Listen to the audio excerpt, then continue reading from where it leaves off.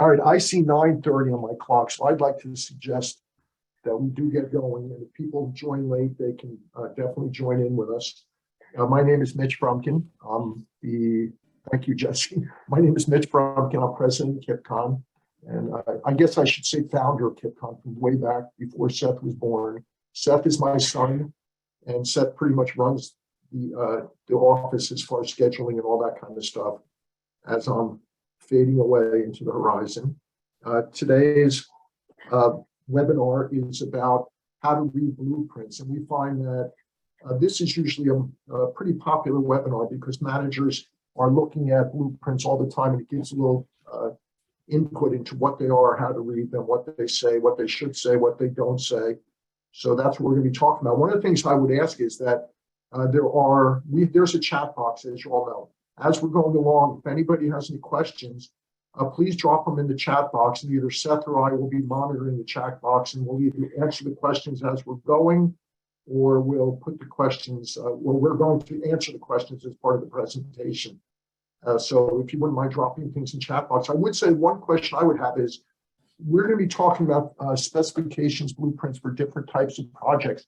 And maybe you could drop in the chat box any type of projects that you're currently working on or planning on working on, and so we can focus a little as we go through that section on the specific type of problem projects that you've got planned for yourself. The other thing I will say is that this class does have continuing education units for managers. And in the middle of the presentation, we're going to give you a keyword. So if you're looking for continuing education units, all you have to do is write down that keyword and send it to either me, Seth, or Jody from my office, who's here somewhere. And we'll make sure you get the continuing education credit and the form and then whatever else you need. So with that said, I am going to ask Seth, I'm just going to give you a little more introduction and what we're going to be talking about, and then turn it over to Seth. So Seth, if you wouldn't mind pulling up the PowerPoint and sharing the screen so everybody could see it, and we'll get going. So, all right, here we go. All right, so why don't we go to slide number 2? And this, all right, so here's what we're going to be talking about. We're going to talk about, just give you a little history of what blueprints are. And you'll see that I think most of you know that blueprints aren't even blue anymore. We're going to talk a lot about how, about communication. A blueprint is meant to be a communication method to contractors and the board and the building inspector and everybody about what's being planned and what's going to be done. So it's all about communication. We're going to talk about navigating the blueprints, what are included on them, details, what else is needed. Because when you go out to bid on a project, a lot of people think that all you need is blueprints, but there's some other things that you need to attach to the blueprint so that you can get, I'll call it apples to apples bids on the projects you're doing, that type of thing. Then a summary, and then there's a lot of interesting things going on in the industry right now. For those of you who don't know, I'm very involved in CAI, both nationally as well as locally, and there's a number of things that are going to affect everybody in the community association in regards to reserve funding, structural evaluations, all kinds of things dealing with Fannie Mae, Freddie.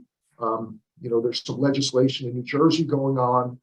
So I'm going to touch on that at the end just to give you a little update on what's going on in the industry. So with that said, I'm going to turn it over to Seth. And again, I see that somebody dropped in that you're going to be doing a clubhouse renovation. But if anybody has any other types of specific projects, if you wouldn't mind just putting in the chat box. And again, if you have any questions, please feel free to put them in there. And while Seth's talking, I'll be monitoring the chat box. While I'm talking in a little while, he'll be monitoring. So with that said, I'm turning it over to Seth. Good morning, everyone. Thank you for taking time out of your busy schedules to join us for the presentation this morning. So to get started, just to go over a little bit of a history as to what a blueprint is, where it comes from. Blueprinting was actually originally used in shipbuilding. It was invented by John Herschel, and it was a process that he called blueprinting for reproducing documents for the ships. But today, as most of you likely know, blueprint refers to really any detailed construction document for any type of project in any industry.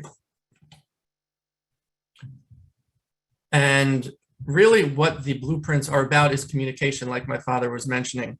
The goal of the blueprints is to communicate to whoever is looking at them, whether it's a contractor, a manager, anyone, as to what is planned for the project. And really it's meant to tell a story, to communicate a story. And everything should be in the proper order. Details, information, pictures, materials should all show up in sequential order and should be presented to the person going through the blueprints in a way of telling a story and the way that makes sense. And included in the blueprints were mainly used for shop drawings, contracts, and specifications. The main categories of information that you'll find communicated through the blueprints are building codes, which go through the life and safety that regulations that pertain to the project. Size and location, which will be communicated through details and scales, which we'll get through in a little bit more detail later in the presentation. You'll find the materials that are used for construction for all different aspects of the project, and also the details of the assembly. In the beginning of the blueprints, what is looking to be done is shown in the beginning pages, and then in the end, you get more detailed, hence the word for the details of how each of those different aspects are meant to be constructed. And as I mentioned before, there's a sequential order of the way the pages and information will show up in the blueprints. Typically, the first page is known as the title page, which are followed by the design drawings. And these are categorically broken down in the specific projects that we're involved in, with the civil drawings, structural, mechanical, and electrical. And depending on the size and scale of the project, each of these categories could have 30, 40 more pages in and of themselves, or a minimum of 1 or 2. And then after each of the categories of design drawings is where you'll see the details, the specifics of how each of those categories are meant to be constructed. So what we'll go through in more detail is that exact process, what's included in the title page, the design drawings, the details, and then we'll go through a few different examples of the type of projects that we're involved in on a regular basis. And I'm sure many of you are also. Some of them would be roofing, siding, paving. And if anyone has any questions or wants to know any specifics about different types of projects that we don't discuss, please feel free to ask questions and we will answer them as best as we can. What you see on the screen here is an example of the first page, which is known as the title page.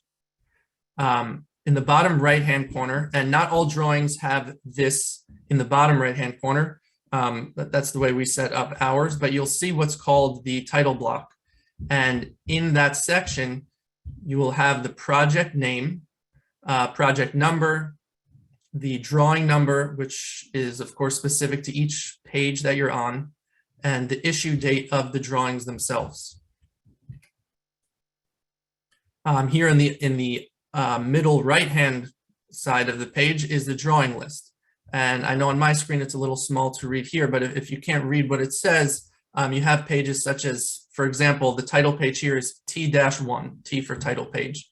And then moving forward, you'll have other letters. You can have T2, T3, A, B, whatever the letters are, and depending on how many, what the number of pages in each category will determine the number of pages that start with that letter. And then each of those pages will have a description giving you a summary as to what you can find on that page. You'll also have on the title page a summary of the work that's being done, demolition, construction, the specifics, and wrapping up the project. But we'll go through in more detail what the summary of work for the project will be. You'll typically find any applicable building codes that pertain to the project. If the project requires the sign and sealing of a licensed engineer, you'll typically find that in the title block as well. As anyone that has gone through any of these projects will know, you will almost always have revisions as the project goes on and in the design stage as well. And with the amount of information that's being communicated, it's extremely important to keep track in a clear way as to what revision of the project, of the drawings you're looking at, so that the contractor and anyone else can be sure that the version of the drawings they're looking at is the latest version and matches with what's looking to be done. And the revision numbers you'll typically see in the title block as well. Next to the general, well, also included in the general notes, which has the building codes, you'll find specifications, qualifications, and general execution of work procedures. What is the contractor responsible for removing materials, any specifics pertaining to where a dumpster should be placed at the site, etc. Information like that will be found here as well. And of course, the different types of projects will look differently throughout the different pages, whether it's a pavement project, drainage, decks, etc.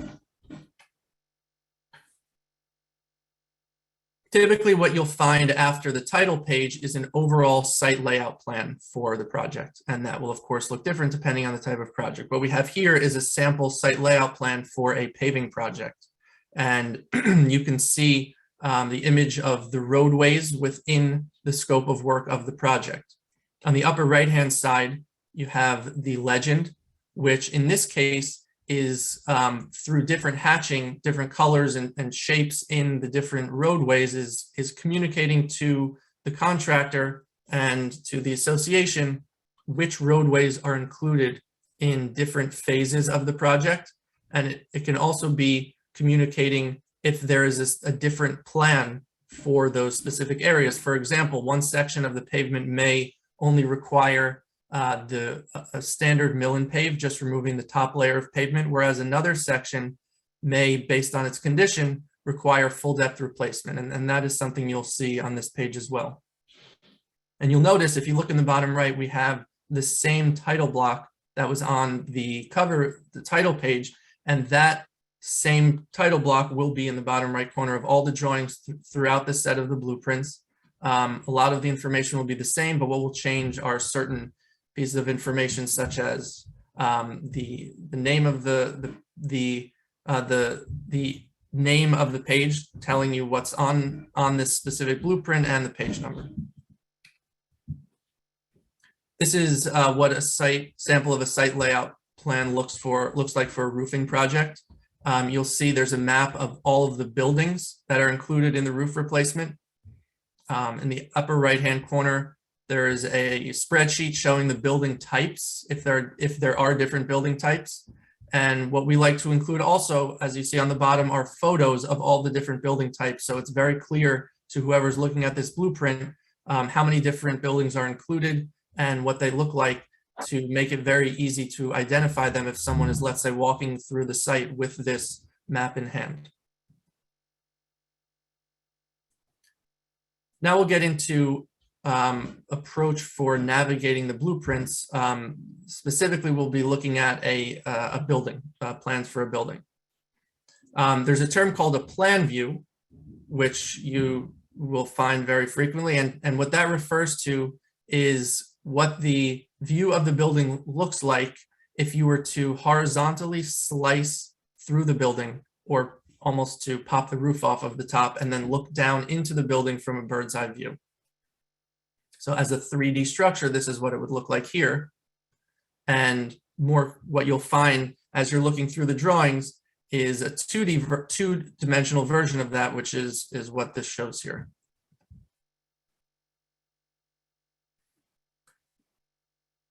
And you'll have in the drawings, of course, the orientation, so that as you have the drawing in front of you, you'll know if you're looking at the front. It can get a little bit difficult to determine if you're looking at just the two-dimensional view. Are you looking at the front, the side, the back? So it's very important for the drawings to clearly identify which side of the building you're actually looking at. The majority of the information that's communicated in the plan view is the dimensions of different rooms, length, width, different spaces, the names of the rooms, and as well as references to other drawings. This is an overall picture of the plan view for this house, this space, and these references to other drawings are calling out small sections that later on will be blown up and shown in more detail later on in the blueprints. Sometimes we include pictures in the plan view because it can be more difficult to understand what's meant to be communicated by certain lines or sections, such as for the footings themselves. The next type of view of a building after the plan view that you'll find is called the elevations. And essentially it is looking at the sides of the buildings from not a bird's eye view, but as if you were standing in front of the building, just looking at it head on. And of course you have the front, rear, and then the two sides of the building itself.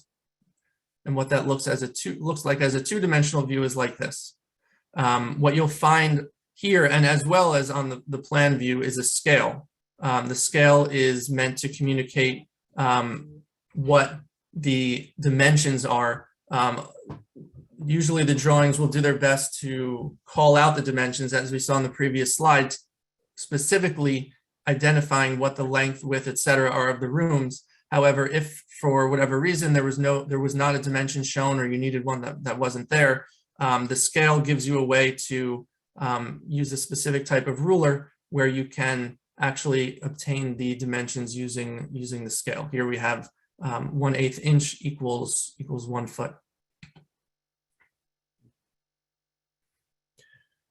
You'll also see on the elevation drawings ceiling heights called out, the materials of what's being used for, it could be the roof, siding, windows, and the roof pitches. So for anyone looking to obtain the CEU credit, the trick keyword is CEU for the presentation. And thank you everyone for listening. With that, I'll turn it back over to my father to go through the rest of the presentation. Thanks, Seth. Okay, if we can go to the next slide. I see that there are a number of comments coming up on the chat in regards to different types of projects like clubhouse renovation, retaining walls, which is very common, tuck pointing, caulking building exterior. Somebody in the audience that works on airport construction, which is kind of interesting. And then fire suppression system, you can all see this in the chat room, converting dry to wet, received plans from 2 different engineering firms that are for different specs. I mean, my obvious question is, why would you get 2 sets of plans for 2 different engineering firms? But you know, different engineers design things different way. You're never going to get something to match exactly. All right, so now let's go on to the section. Seth had talked about the plans. Now here you're looking at a plan view, which we looked at before, and you see a red line that goes through that. And on the left, there's a circle with an arrow pointing in one direction. And on the right, there's a thicker line pointing in the same direction. What a cross section is actually taking the building and cutting it at that point, creating a section. Now, those arrows show the section orientation. Which way are you going to be looking at it? The red line, it's not always red, obviously, but it's the section line. And then the other thing on the left-hand side, which we like to use on our drawings because it keeps the drawings, and a lot of people use similar type notations, but it keeps the drawings very clear in terms of cross-referencing where things are. For example, in this, this floor plan may be on drawing A or B or 1 or 2 or whatever it is, but the cross-section is on another drawing. So when you look at this circle, on the top of the circle, on the top half, it has a number 1, which is section number 1. But then if you want to see where that cross section is, you would go to drawing A-3.0, and that's where the section would be. That's where the section is. But then if you go to that drawing, A3.0, that section would be called drawing. On the top, it would say section 1. On the bottom, it would be the sheet number where it was taken. So you can cross-reference back and forth between the drawings and see exactly where different things are between drawings, which is a very common thing that sections and the other things I'm going to talk about maybe cut on one drawing but shown on another. So it's very important that you have cross-referencing between the two so you know where they're coming from. Okay, next.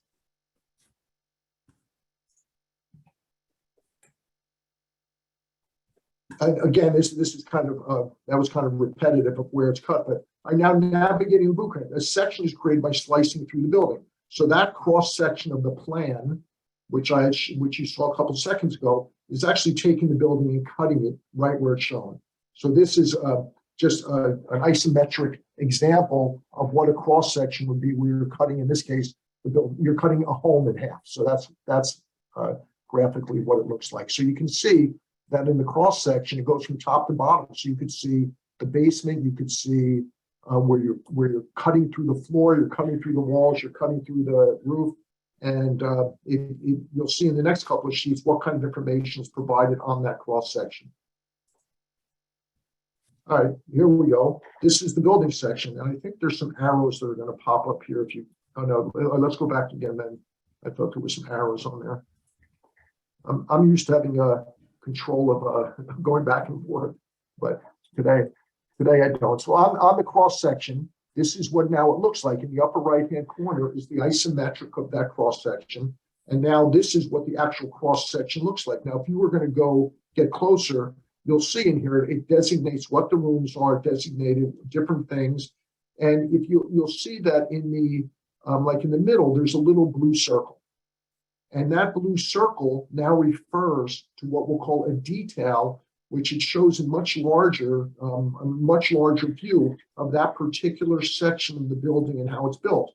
Now that designation, you see the circle, is essentially is exactly the same as we did with the cross section. So on the top of that, it will say number, referring to what the detail is. And on the bottom, it'll say what drawing you go to see that detail. Now, also, you'll see there's a number of things on here. It shows the elevations, the heights to the floors, the heights to the roof. So this is all the information that's contained on the cross section. But now we're going the next step, because now we started with the plan, then we go to the cross section, and now based on the cross section, we'll start going to specific details to see how it should be constructed. So if we could go to the next slide. Okay, now here's what we call as a cross section. So a detail or a close-up of the section. So in this case, this is section 2 on drawing A6.0, and it clearly describes now how the wall is constructed. And it depicts only that specific area where the section is taken. So if you were to look close up on here and go from top to bottom, it says what the roof is made out of, what type of shingles, what type of tiles in this case. It talks about the materials of the soffit. For example, if you look close, and I'm trying to look close, it says stucco.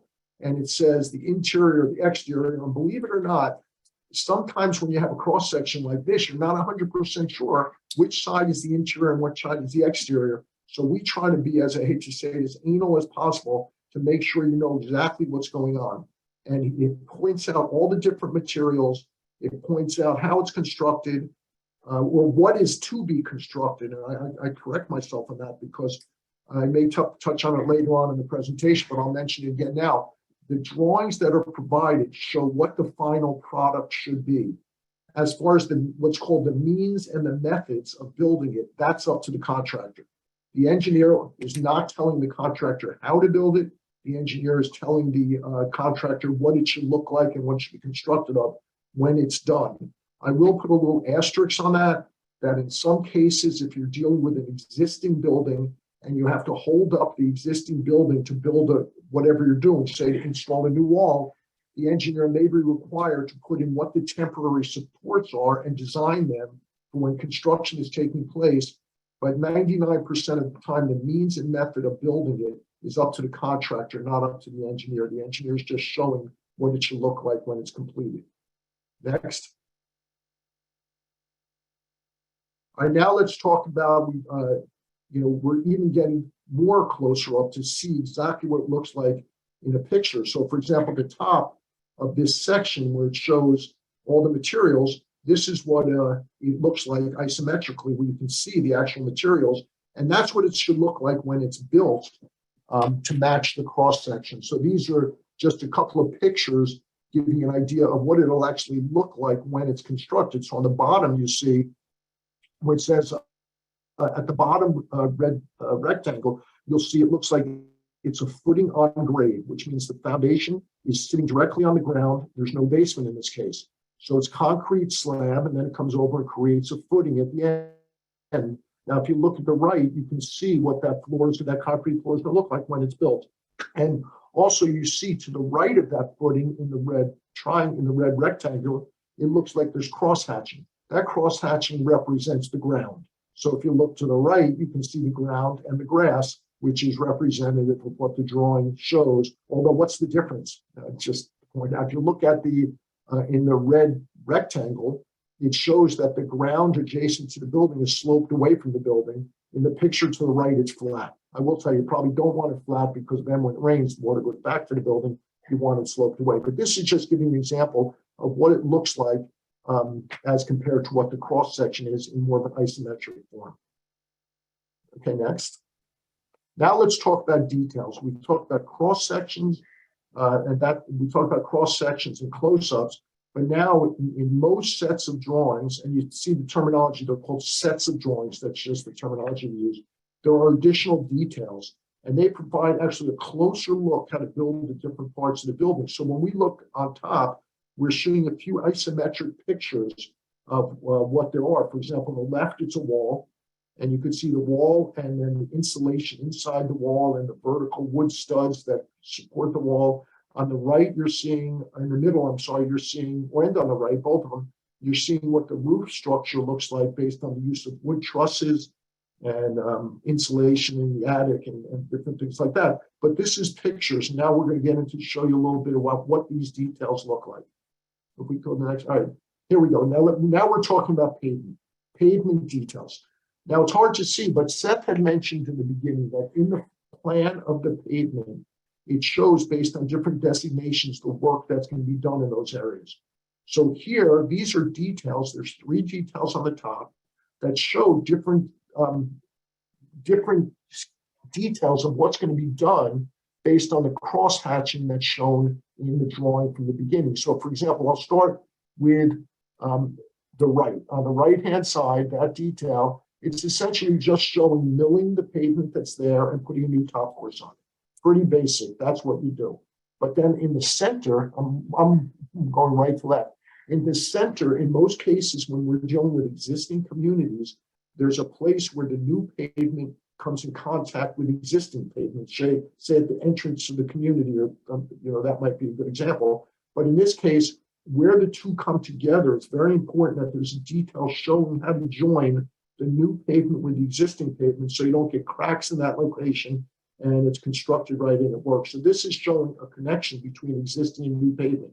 Now, on the left-hand side, this detail, Seth had talked about, in some cases, based on the condition, you may have to do a full depth repair and go all the way through the pavement and totally reconstruct it from bottom to top. Now, I can actually see it says full depth pavement section. So that's what the one on the left shows. And again, you can see how these reflect the details that are shown on the plan. Those are just 3 examples, so they can cross-reference it directly to the plans. But on the bottom, you see very specific details of signs, a traffic sign. There's some specific details here about a speed hump, bottom left-hand corner. Then there's catch basins and things like that. But the details go into, as you would expect, more detail of exactly how something should be built. Next,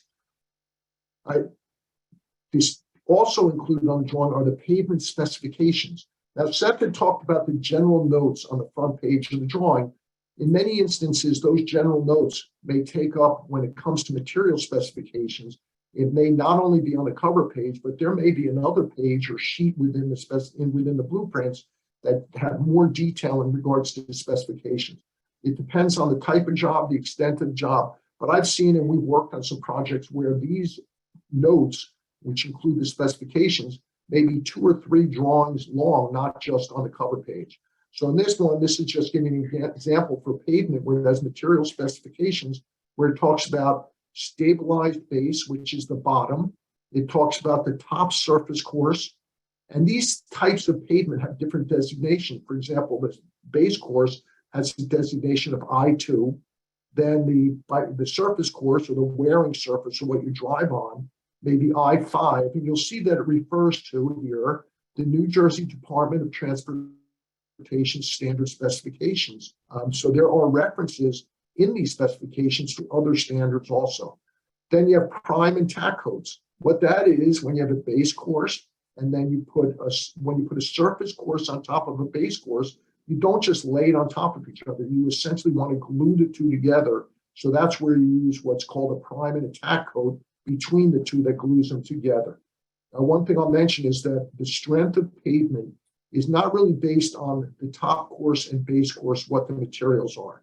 The only real difference between the surface course and the base course is that the surface course has much less aggregate in it, so it's much smoother to drive on. But the strength of the pavement is based on the total depth. So if you have a surface course that's 2 inches and a base course of 4 inches, to give you a total depth of 6 inches, that's what gives it the strength, the thickness of the pavement.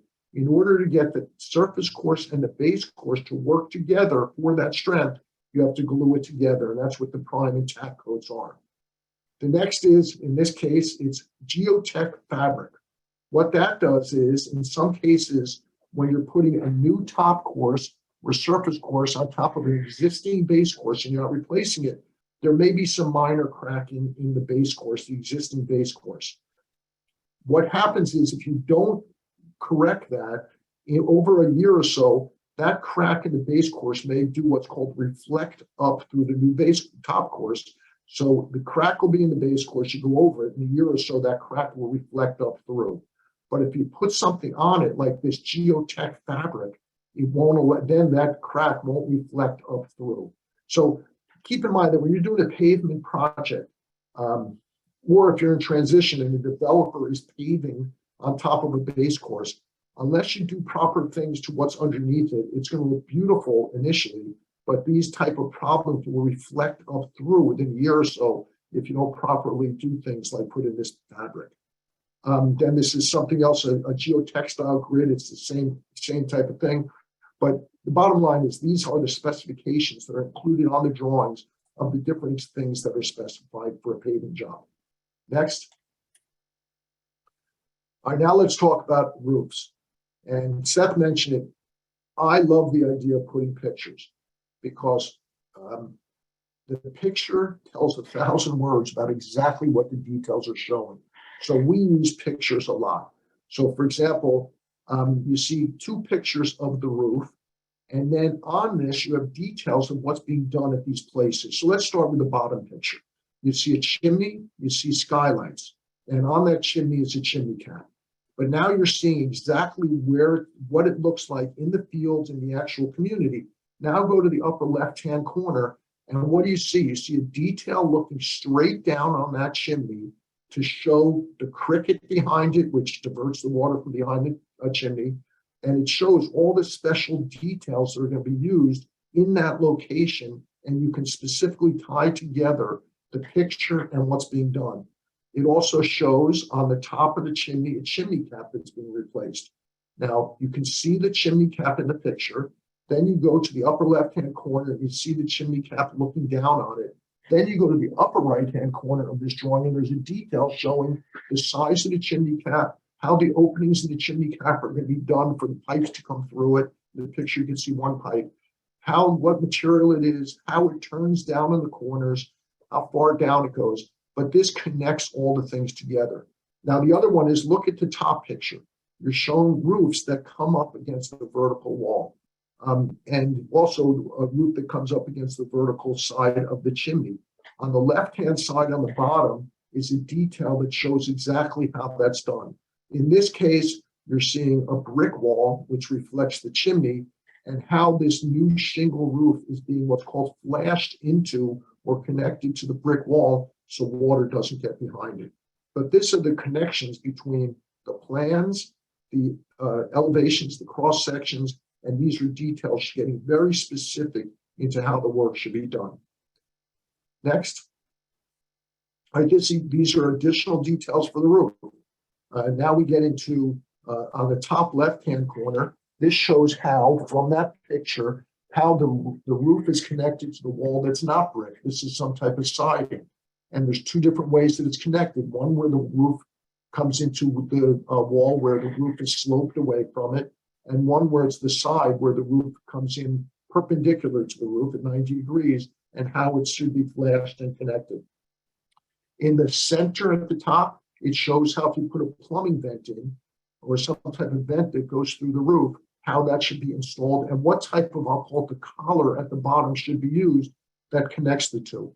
Now, one of the things, and that collar is also shown in the upper right-hand detail. I will mention that there are all different types of grades of collars. Now, if you get a roof that typically has a warranty these days of 25 years, and there's all kinds of different warranties you can get, which is a totally different webinar, but the collar is a very critical part of this, because you can get a collar that may last 5 years, even though the roof is 25 years, or you can get a collar that will last essentially the same life as the shingles. So there are so few collars. From a cost perspective, it's crazy not to put in the best collars you can get, because that's a weak spot against future leaking. And in terms of the cost of the project, the increased cost for a good collar is negligible. And this is one of the areas where the engineer would specify what type of collar to use. I know that when we do roofing projects, we use the top grade collar to make sure that you don't get leaks from it, because some of them don't last that long. In the middle, you're starting to see different vent types that go through the roof. And bottom left, I have to point it out, that's one of the probably the most critical details you have on a roofing project. That's called kick-out flashing, where a roof is against a wall, the water flows down against the wall, and then there's a little piece of flashing that probably costs 10 cents that you put in so that the water does not continue flowing down and getting behind the siding, but it's essentially kicked out into the gutter and flows away. When you look at your buildings and you look at this location, I would bet in at least 50% of the cases, kicked out flashing was not put in. It's probably one of the most important pieces of flashing on a roofing project, and it's very specific and something that when you have an engineer come out to oversee a job, that's one of the most critical pieces of detailing that you want to make sure if that's put in. It's called kick-out flashing. Okay, next slide. All right, now we're talking about siding and windows. And again, what's the most important thing when you're doing a siding of a building, when new siding? You want to make sure, and roofing, you want to make sure the building does not leak. So these are critical things that these drawings include details about how openings in the facade of the building or the roof has to be installed. For example, what we're showing here on the left-hand side at the bottom, it's showing a window. Very specific ways that a window should be installed with the proper flashing so that the water flows down and out and not down and into the home or into the building. So very specific details of how the flashing should be done. I hate to say it, but in many cases, contractors don't understand the concept of gravity and water. And these type of details have to be looked at very carefully during the construction to make sure it matches the details that are on the drawings. Because once this is done and the siding is put on, you can't see it. And you won't know if it's right or wrong until the water starts getting into the home. So that's one example, the windows. The other one that the arrow is pointing to, it's manufacturer's literature of other penetrations. Let's say you have a dryer vent coming through a wall. How do you flash that so water doesn't get in? So these type of details are very important.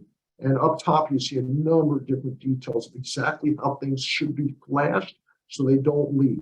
Now, the upper right looks like a deck. Decks are wood decks. I don't know how many people have communities that are townhouse type communities that have wood decks. The code has changed with wood decks over the years. Due to problems with wood decks in terms of, believe it or not, collapses. In the state of California, because the amount of wood deck collapses they've had, they have a special law in California about how often wood decks need to be inspected to make sure that they're structurally sound. I have to give you a warning that on your reserve study, it will include the replacement cost of a wood deck based on its condition, but it doesn't check as part of reserve study to make sure it was installed right.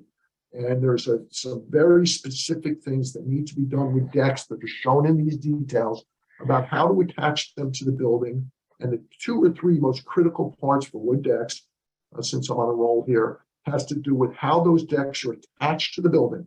It used to be that attachment was only based on the weight, up and down weight.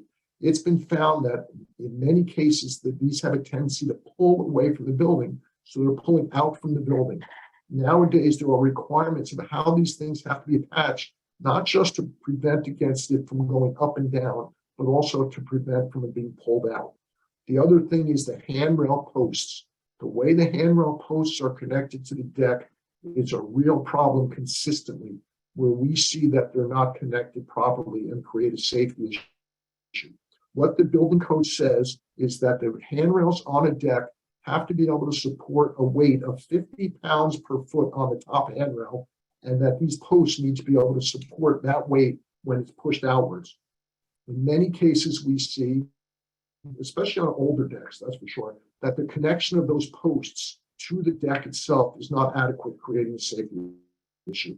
So it's very important that when you're doing a deck replacement, that it's not done just the way it was installed, but it also includes very specific details such as this on how it should be connected so it doesn't create a safety problem. Okay, next slide. All right, now we're talking about the siding. This is an elevation showing the siding, which in the upper right-hand corner, it talks about what materials to use, how it's to be installed, but it gets very specific about the materials, what type of siding, what type of flashing, different things should be installed for the siding. And the layout of the siding. And the layout is important also because many times on the front of a building or whatever side of the building, there's different types of material. One of the things that's very common on new construction these days is to use stone at the bottom and horizontal siding on the top, or to use horizontal siding with some type of stucco, and to combine different types of siding materials on the facades for aesthetic reasons. We are involved in many projects where they're redoing the facades or the siding of the buildings, and in most cases they make some changes based on the materials to change the aesthetics and different things like that. And it's very important that it be specified not only what the materials are, but what happens where they come together. And what I mean by that is a lot of times you have the stone at the bottom and the siding at the top, and the stone at the bottom sticks out about 3 inches past the siding above. So what happens is when it rains, the water hits the siding above. Because of gravity, it goes down, and where it hits the stone, it's very important that it be flashed and it's installed properly so that water does not get behind the stone, but gets pushed out from the stone. So that's why these type of details are very important. It's the same thing anytime two types of material come together. It generally, the location where you typically have the problem is where two materials come together, whether it's the siding and the roof, two different types of siding, the siding and the windows, the roof and the windows. This is where it's the most critical thing to detail on projects like this, to make sure that they are flashed properly so water doesn't get in. And just so you know, when I use the term flashing, which I use a lot, flashing is a material that could be rubber, it could be aluminum, different types of materials. The intent of the flashing is so that when two materials come together, it pushes any water to the outside rather than inside. And I'll just mention also that these type of facades, and for example, vinyl siding, brick siding, whatever it is, they do let water does get through them. It's not wrong if water gets behind these systems. The problem is that you have to be flashed properly so that the water comes out. But even when you talk about brick has an airspace behind it, so water gets behind it, that it flows down this airspace. When it gets to the bottom, you've all seen weep holes and different things like through the wall flashing, but it's designed for water to get behind it and to make sure the water gets out at the bottom. So that's the importance of these type of details. Next slide.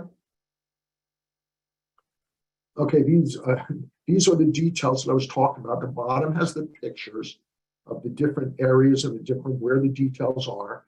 And then it also includes the material specifications, siding, for example, in this case, it's Certainty Monogram 46, the color from an aesthetic perspective, the installation type, what the sheathing is or what it's connected to behind it, what's the barrier behind it. For example, everybody's probably familiar with the generic name of Tyvek, which is the material or a black kind of paper behind it, recognizing the fact that water does get through. So this WRB, it's known as, your weather resistant barrier, is behind the siding to help the water flow down and get out, what the fascias, rakes, what all the different things are made out of. And in this case, it includes the manufacturers that we're specifying. In a lot of cases, we'll say this manufacturer or equal. You see, for example, it says box bay windows. It says AZEC or equal for the trim boards, and it specifies the materials that are used, the pictures, and the details of actually exactly how it should be installed. So that's some of the siding details and specifications. Next. All right, we're involved in these days a lot of parking garages. Parking garages are a problem, which is a whole other story, but parking garages deteriorate pretty quickly because of salt and water and all kinds of things. But in a parking garage, it's a much more complex in terms of information and what needs to be done. Now, to show you what's going on in these pictures is in the upper row of pictures to the left, that's a concrete parking garage. And you see that little strip going down the middle, that's an expansion joint, so the concrete can expand and contract.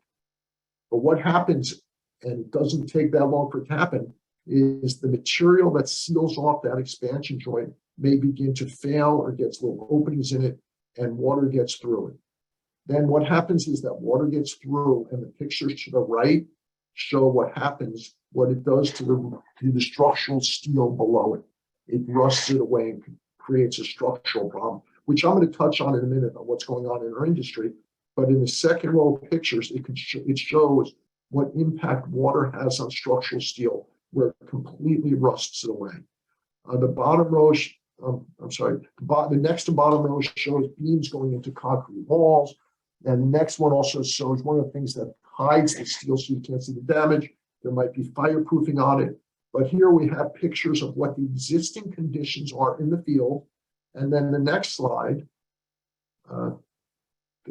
Seth, shows a plan view, very similar to pavement. You see different designations in here by boxes, and that's showing how it should be fixed, and it cross-references it then to details. And I think we have some details here also on the next slide. Here's the details of how to fix that parking garage. So you can see how it's all connected. It's a very logical order. I really like on parking garages to show pictures of the damage, to show where the damage is, and then connect it to the details on how it should be fixed. But this is a much more complex set of details than a replacement of a shingle roof or doing the paving job. Next slide. All right, so what else is needed? Now we've gone through the blueprints and how much time we're pretty good on time.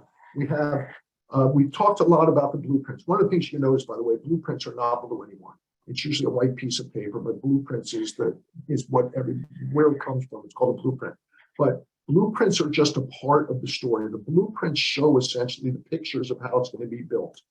In order to send something out to bid, not only do you need the blueprints, but you need the bid form and specification. And to the right is an example of what I'm talking about, because when you add the blueprints plus the bid form and the specification, which is a little booklet, that's the bidding package that you need to send out to bid. Depending on the extent of the job, the complexity of the job, the bid form can be very detailed or not as detailed, which I'll talk about in a second. But you should never send anything out to bid just based on the blueprints, because you really need to get some information from the client, from the contractor, in order to connect with the blueprints to get your prices. When a contract is signed between a contractor for doing a construction job, typically or not typically, what should be attached to the contract is the set of the blueprints that they're going to build it from, as well as the bid form and specifications, which become part of the contract. So the blueprints plus the bid form and specification. I'll put a little asterisk on specification, because specification is material types and manufacturers. In some cases, all of the specifications are included on the drawings, depending on the extent of the job. But in other cases, some specifications for the materials are also included in this bid form and specification. But you add the two together, and that's what gives you what you need to send it out to bid. And that equals your bidding package. So that's what else is needed. Even though we're just talking about blueprints, if you're going out to bid, you need both of them. And if we can go to the next slide. Now, why this bid form is very important is that you really need to tell the contractor how to give you the prices so that you can compare apples to apples for the price of a job. So for example, it says on the bottom of this, I always start at the end. The bid proposal form, it's the format of the bids. So for example, I'm going to use a roofing job as an example, but it's very similar for pavement. On the base bid is what's generally called a lump sum price. So we know exactly how many square feet of roof there is where you're going to pull the shingles off and replace them. So the base bid may include a lump sum price and say, to pull off the shingles, put down new shingles, it costs whatever, lump sum price. But then, as you can imagine, with a roof as well as a road, once you peel off the shingles or peel off the top course of the road, you see different conditions underneath that need to be fixed, but you don't know what they are until you pull off the roof or mill the roads. So then you start getting into what do you call them? Variable prices or unit pricing. So when you're looking at a project for pavement or roofing, sometimes the cost of the unit prices and what you find underneath, believe it or not, can be more than the cost of the base price, that the lump sum price of just pulling off the roof or milling and putting down the top course. So when you evaluate a bid, it's very important that it be done in a format such as I'm showing with a spreadsheet where, for example, you have columns, contractor X, Y, and Z. What are their lump sum prices? We may even ask for the quantities. What are their variable unit prices? And then you take a look at it. And some cases, the lump sum price may be low, but their unit prices are very high so that they know that they're going to make up the difference based on the unit prices, and the selection is going to be made based on the firm lump sum price. So you have to be very careful. And one of the things that goes into this in the document I talked about, the bid form and specification, is very specifically how the contractor should put together their prices so we can do a side-by-side comparison. This book also includes the advertisement for bids, which says a brief description of the project, when the bids are due, instructions to the bidders, any pre-bid meetings. If you have any questions in regards to the bids, how do you ask questions? How do you submit the bids? For example, in our case, we generally have a very specific form that they fill in. And one of the most important questions that we ask in ours, which they have to sign, is, have you visited the site and looked at what's going on and agree with everything that's in the specification, and that you can do it this way? And do you have any suggestions on more cost-effective ways to do it? But those are the types of things that are in there in addition to this bid form, which is the format of the bids on this type of thing. So that's why you'll see that it's not just the blueprint. You need to include how the contractor should price the project. Next. All right, so what have we learned today? But I made a couple notes as we were talking. We're dealing primarily with community associations.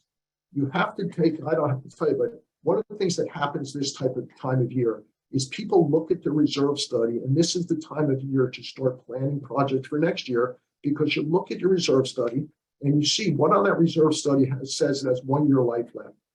Assuming there's 1 year life left and it's a paving job or a roofing job, then you start gathering proposals from actually engineers to prepare specifications to go out to bid over the winter so that you can do the work next year. Use your reserve study as a planning tool.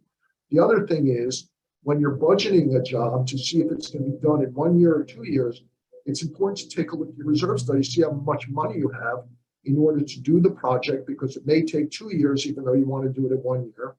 And very critical is that at the end of the job, the reserve study should be updated to reflect that something there is new.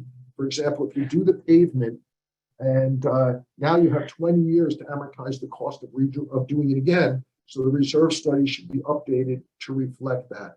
Other thing to think about is, somebody made the comment about retaining walls. It says retaining wall restoration. Is it a wood retaining wall? Is it a block retaining wall? If it's a wood retaining wall, and let's say it has a 15 to a 20 year life, when you replace it from a life cycle cost basis, you may want to replace it with a block wall rather than a wood wall.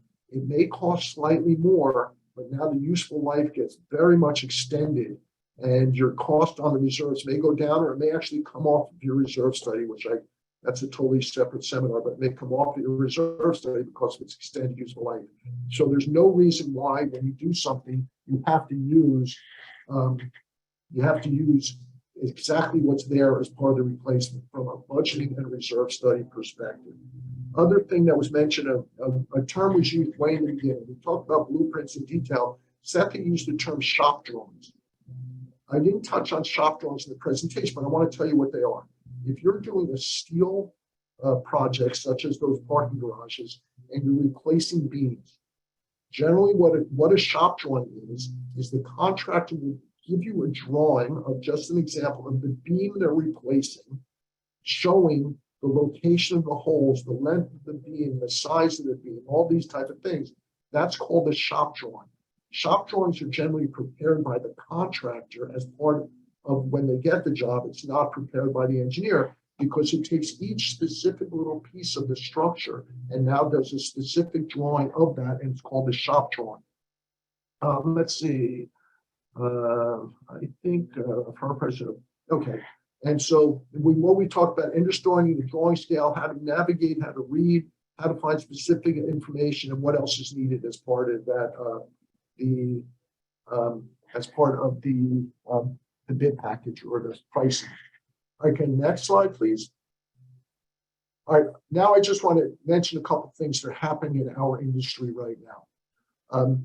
As you're all familiar with, unfortunately, the tragedy that took place in Florida about a year and a half ago now at this point with the building collapse. Based on that, CAI National developed a public policy paper on building safety, and it talks about the connection between studies, reserves, maintenance, and periodic inspections. So I was one of the co-chairs of that committee, which developed a public policy paper in regard to that. If you'd like a copy, we'd be happy to share it with you. But what that has been used for is to develop legislation in different states to make sure our buildings are safe. In New Jersey, the New Jersey Legislative Action Committee, which I'm on, has worked with Senator Singleton in the state of New Jersey, and there is a bill out there called S-2760, which is structural integrity and reserve funding legislation. This thing is being introduced on September 29th, which I think is next week, and it may be voted on. Hopefully it'll be voted on and be approved, because what it requires is for different types of materials used in buildings that there be periodic inspections both during construction and after construction to make sure that the building is safe. And even though this is based on it's not based on safety based on improper construction. It's based on safety because of a building aging. So this will require periodic inspections at regular intervals. I'd be happy to explain to you what those intervals are if you like, to make sure the buildings are safe. The other thing that it is going to require is that community associations throughout the state of New Jersey will be required to do reserve schedules and fund them. And when I say and fund them, there are plenty of people that do reserve studies but don't put money aside to fund them. And believe it or not, across this country, I think there are about 11 states that require reserve schedules, and maybe 9 or 10 states require funding of reserves, but they don't always match. So you may have states that say you have to have a reserve study, but you don't have to fund it. You may have states that say you have to fund them, but it doesn't have to do a reserve study to come up with how you fund it.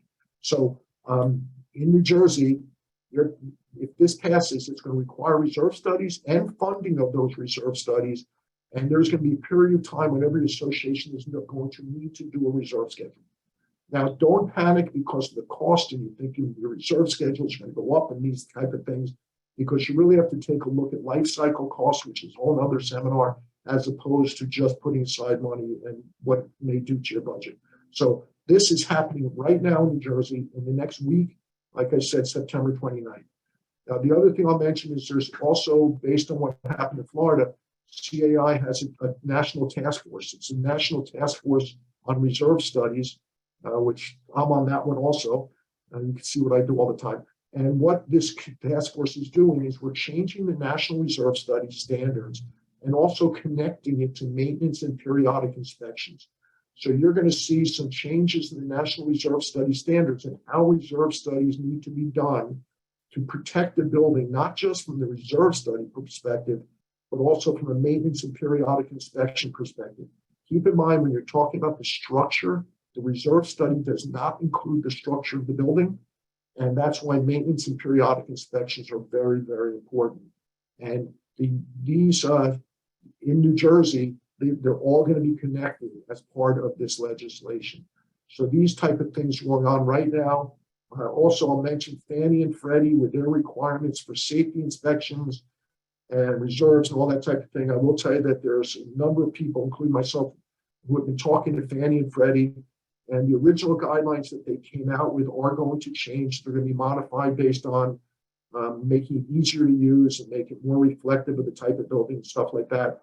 So hang in there. The Fannie and Freddie regulations are going to be changing to be more user friendly. So those are the type of things that that's going on in the industry. Let me just look. There's a couple of comments in here. Somebody's doing a clubhouse renovation. If you do a clubhouse renovation, all the types of plans and specs we talked about, including retaining walls. I touched on that. Fire suppression system. Again, I would ask the question that you received plans from two different engineering firms that are different. I would expect them to be different. I'd be curious why two different ones again. Next month, we're having a webinar on specifications, and the title is Replacement Specifications for Your Common Elements. I hope you can join us. If you were here today, you got our emails, you're on our list. Next comment is to update the reserve study. Does that mean you need to get a new one or just note in the current one? Great question. To update a reserve study does not mean you need to do a completely new reserve study. There's different ways to do it based on different updates and things. I would suggest you give me a call and we can talk about that directly. And I think we actually have a recording of a reserve study webinar we've done, but the reserve study stuff is changing every minute based on what's going on nationally with the standards. Can you do a seminar, read mechanical plumbing? Yes, we can. That's not a problem. I just saw a chat message. Do you want a mechanical? Okay. What are the requirements for structural inspections during existing? Okay. I just very briefly, the structural inspection requirements for periodic inspections are going to basically say that buildings up to 20 years old need to be inspected for the structural evaluation a maximum of every 10 years, but it may be sooner depending on the condition. And once the building is more than 20 years old, it will be every 5 years at the maximum. It's also going to say that every building of a certain type will be required to have a structural evaluation done. I think it's within 2 years of this legislation being passed.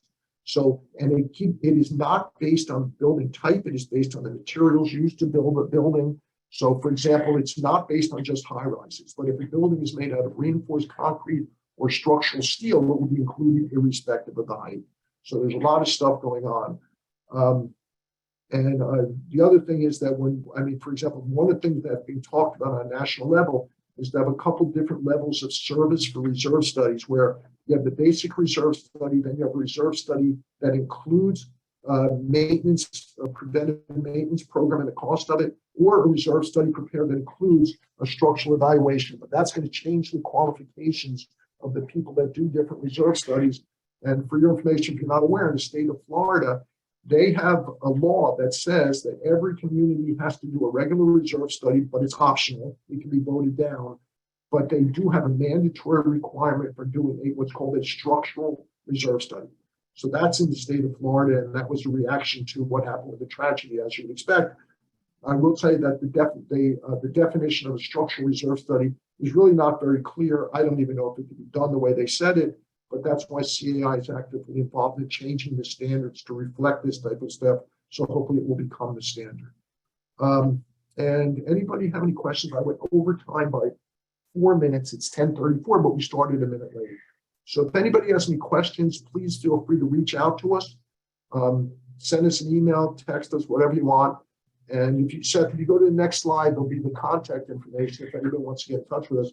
And you'll see that on the left, I kind of get a kick out of it because we've changed one of the logos that we use where it shows the connection between maintenance, reserves, and inspections and how they're all connected in your community, because it's not just reserve studies. The inspections and the maintenance are critical connections to make your community safe and maintain your property values and do all kinds of things. So if anybody has some questions, feel free to reach out to us. If you'd like a CU certificate, please email Jody. She just put that in the chat box. And as always, if anybody has any questions about anything, give us a call. And we do all kinds of engineering. So if you ever need engineering services, please feel free to call us also. Thank you very much, everybody. Thanks for attending and have a great day. And I'm sorry we went over by a few minutes.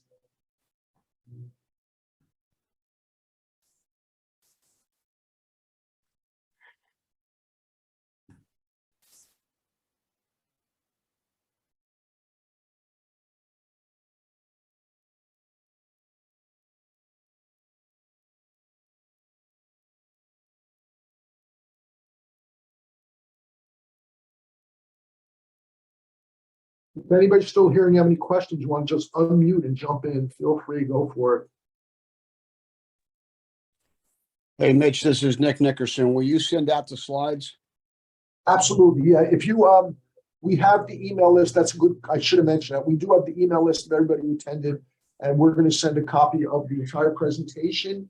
It's also going to be, there's a link, there's going to be a link to it from our website in case anybody wants to watch the video and really be bored to death again. But we'll send you a copy of that.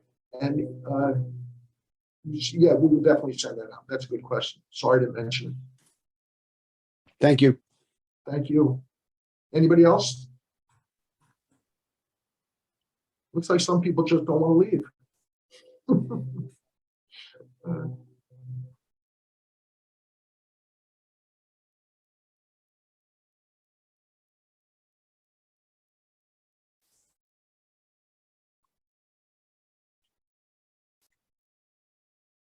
All right. Thank you, everybody, if you're still left. Have a great day.